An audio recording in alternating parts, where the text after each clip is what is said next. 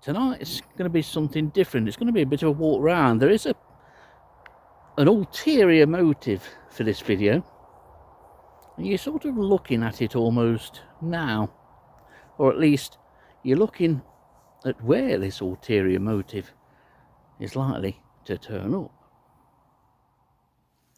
Well, I've got as far as I wanted to get to. I've had a steady walk to this point, and now it's a steady walk back into the beautiful early afternoon sunshine.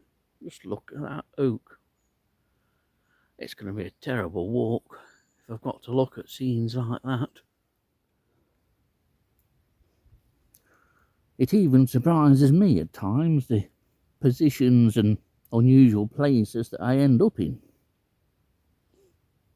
This is a good one.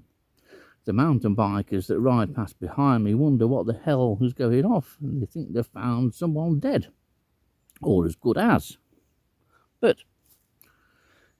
in the course of me making these videos of which to entertain you, or at least try, I find myself laid prone next to this spectacular fungi. Behind me lies Booton Railway Tunnel, along an old disused mineral railway line just outside the villages of Booton and New Ollerton. Now, in here, along its length and in certain recesses on both sides towards the far end, there should be a number of butterflies and moths. The butterfly in question will be peacock butterfly. I only had 3 here last time when I visited at the end of October, and the reason I'm back today is to monitor the numbers, see whether perhaps those 3 are still there, or whether they were joined late in the year by other peacocks wishing to hibernate in somewhere dry and safe and dark like this tunnel. But apart from peacocks, there should be good numbers of herald moths aligned in the same recesses, and there were over 60 when I visited last time, and I expect similar numbers today. But it's peacocks that I really want to check on.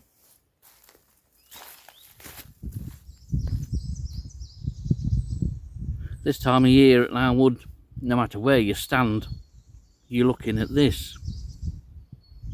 But it's not just the bluebells for me, it's the accompanying hazel leaves that are just starting to open up and unfurl now. That light green of those leaves really does accompany the bluebells perfectly as far as I'm concerned. And then you've got the bird song at this time of year. You've got arriving warblers like blackcap, chiffchaff and willow warbler.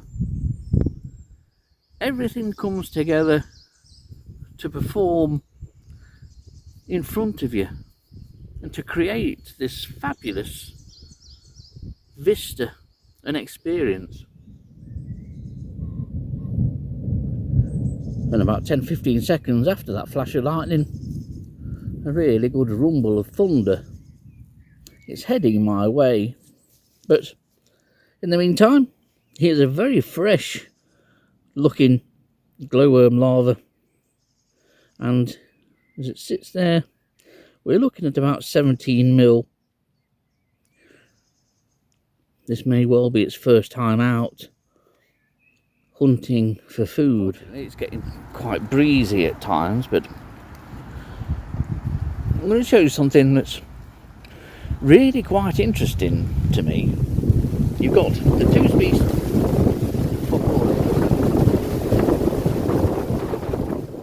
This is the western end of Woodby South Forest, a place I know very well, and I thought I'd recorded most things here, but as it turned out a couple of days ago, not so.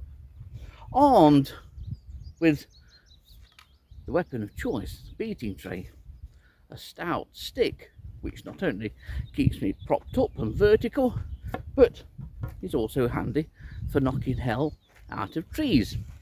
In particular, that pine there.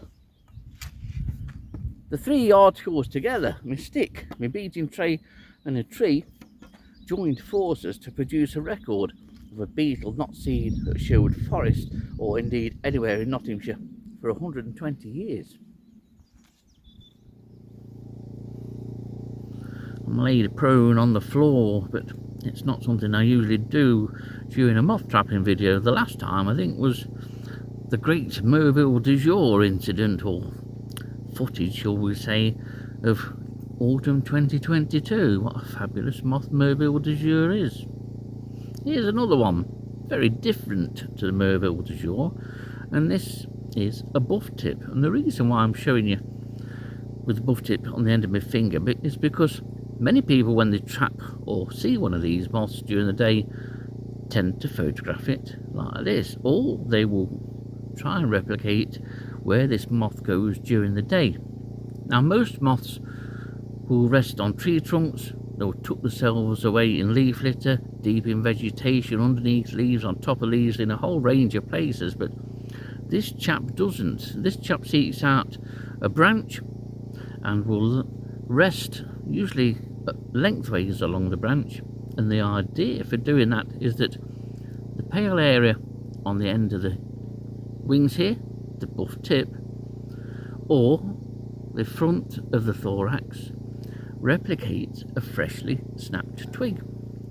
The aurora is on.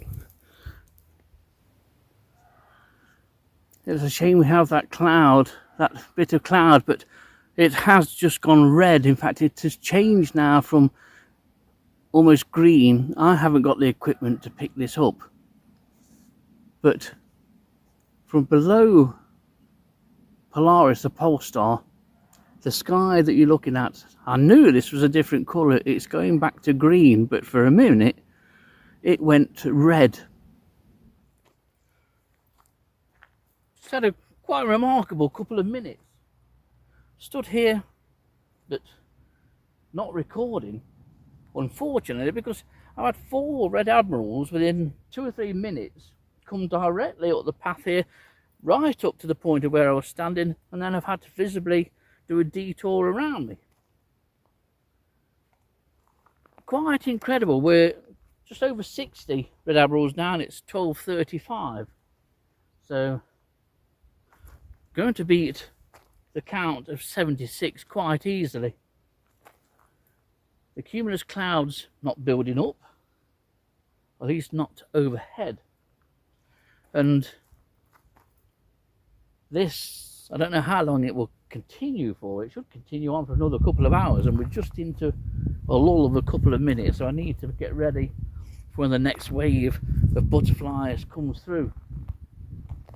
It's just fabulous. And this one's taken the whole thing out. There is a hole, mate. There it is.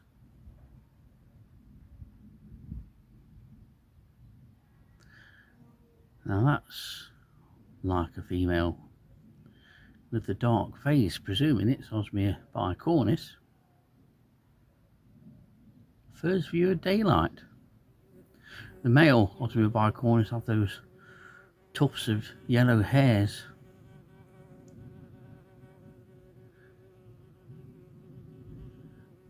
Do I try and take that piece out?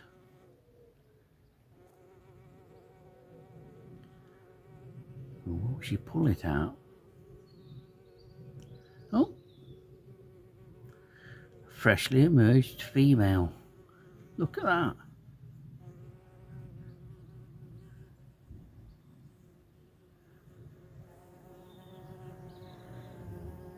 And they can fly straight away.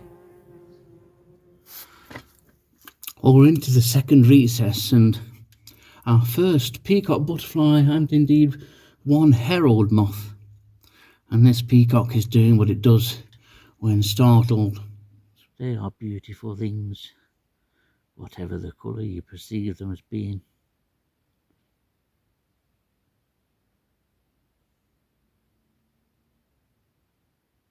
Fabulous. I remember as a child seeing these. It was a Reader's Digest book, I think it was, that first put me onto glowworms.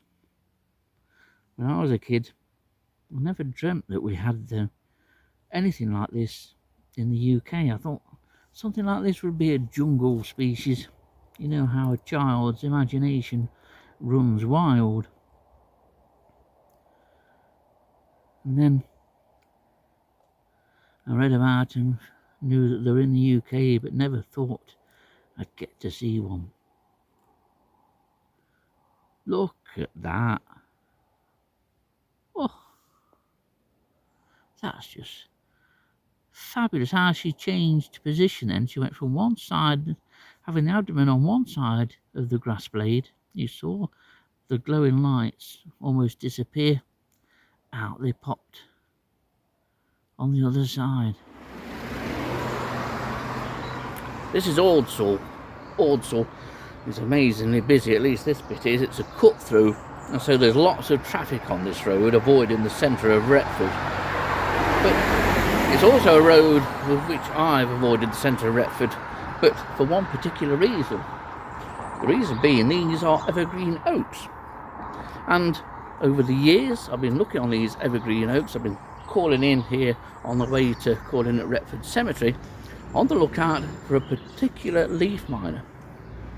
And after all these years, it's finally turned up. Of course, even when there are large amounts of snow on the ground, or a hard frost or ice, as in this case, this sallow branch is covered with ice.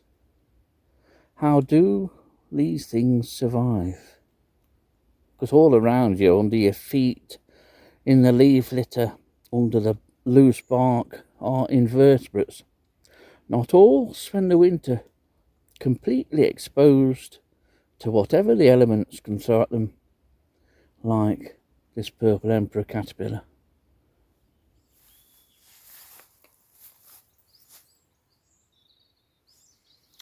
I'm armed and dangerous with trusty friend Annette. Me and Annette haven't been in these meadows romping around for a number of years, to be honest. It used to be a regular routine, because what I'm doing tonight is a bit of dusking. What a sky that is. That's quite the veritable sort of vista. And it's now beautifully lit. A huge arc of beautiful pinkish red over the sky. Ray after ray of auroral light is cascading down away from it. Below the arc it is green, but at the front of the arc it is a beautiful pink. On October the 1st, 2023, I ran the moth trap for a couple of hours outside here in the garden.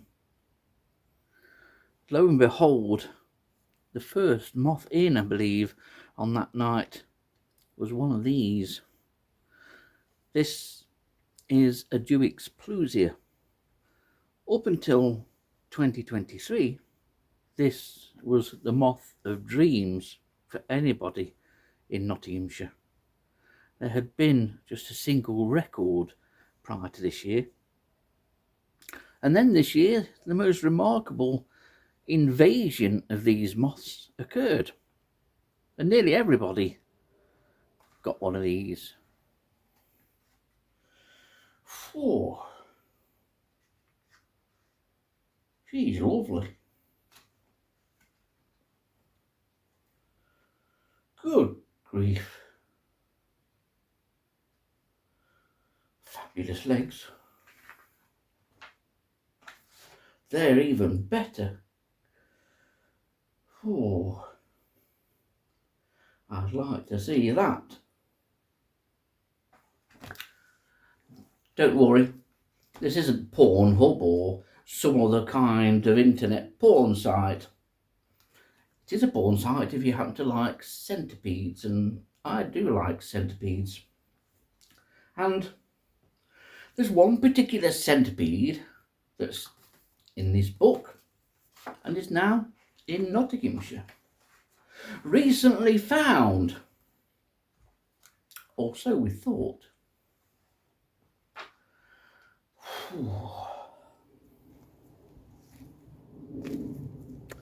Occasionally I walk through Sherwood Forest, like here, and I find that nothing comes and grabs my attention, or gets my creative juices flowing, you could say.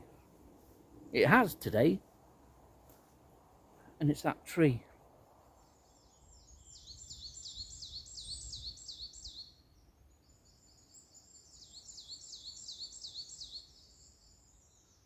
Pine's completely disregarded, unless it's in Scotland, for its habitat and its usefulness to wildlife and invertebrates. Down here, we don't give a toss about it, because it's worth money. So you're looking there now at the head of a green tiger beetle larva. This is something that I have not seen before. Well then, is there a comprehensive field guide, one that's pocket-sized, lightweight, and easy to go through, and not using technical jargon? Is there such a book available on UK insects? No. You see, it's just how they stand and the posture about them. I know this male is partially hidden. The female's gone wandering off, but this male, it's gone cloudy at the moment. But they almost remind me of cattle in a way, the head movements, but it's just very unbeetle-like. They really are wonderful beetles. And this is one of just 2 sites of oil beetle in Nottinghamshire. Both appeared at around about the same time. And the other site is Newstead Abbey. And that one's going off for a wander. But what views we've had of this wonderful beetle here today. But what a beautiful little flower. Another one of nature's flowers that's such a simple design. A very successful design, because it's a massive family, the daisy family. Lots of different asters and daisies throughout the world. Once again, a case of nature knows best, and simple is beautiful and also effective. Although they're only small, they do provide nectar for a range of invertebrates, mostly small beetles and lots of small flies. Occasionally larger insects, if the stem is strong enough to sustain a larger insect resting on top while it feeds on the nectar. This has to be our most spectacular flower. This is the bee orchid, and I know we have rare orchids both in Nottinghamshire and across the UK. But to me, this epitomises everything you expect from an orchid. And that's what happens in the forest under cover of darkness.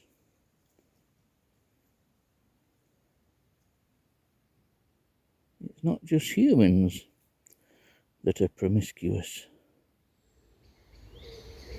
But this is what woodland is about for me. Even when I'm purposely looking for invertebrates, which I am today, but a great part of any visit to any site for me now is as much experiencing the place and the habitat. It's as much about doing that as it is finding things now.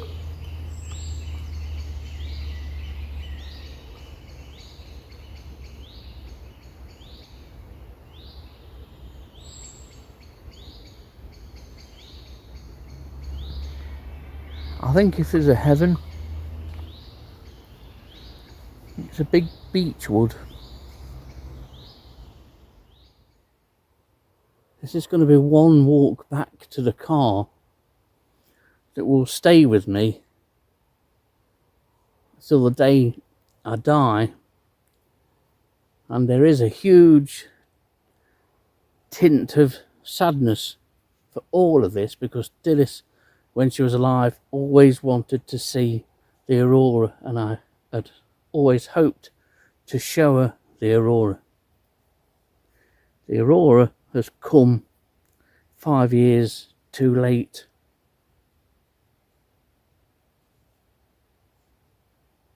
What a fabulous sight.